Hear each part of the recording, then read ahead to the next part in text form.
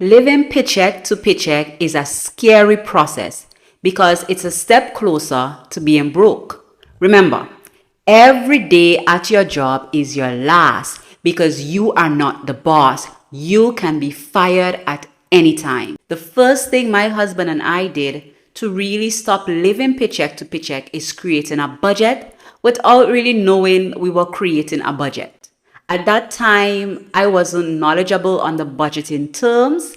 We just knew something had to change and we took action. In creating a budget, our main focus was on saving and investing.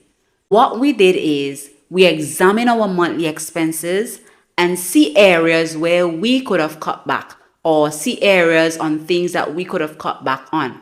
One major thing we took out completely is putting money aside for travel. I know. Some of you are saying, I will never do that. That's my fun money. But I am not telling you to do this. What I want you to get from this is that we were on a mission.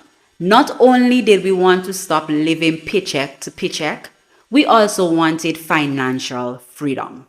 This is what we did. Whenever we received money from either selling something like our vehicle or we got a pay raise, we placed that money in our savings account. But we did not leave it there. We sought opportunities to multiply our income and we kept investing that money. What this really did for us is that we came to a point where we did not have to wait on our salary to make an early bill payment or to go grocery shopping. Another thing we avoided is debt. The only thing we had and still do is our mortgage. And this is actually a good debt for us because it brings in passive income, which is really cash flow, since we have rentals on our property.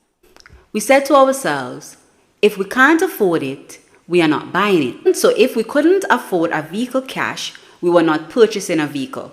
We said that we will save in order to buy what we wanted cash. And it has really worked for us even up to this point. We were never in a rush.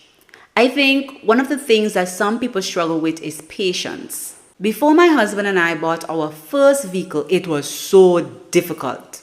It was a challenge getting to work. It was a challenge going to the grocery store. We knew that we needed a vehicle, but we couldn't afford it at the time. What did we do? We saved our way to buying our first car cash. I also want to point out that we did this on a teacher's salary.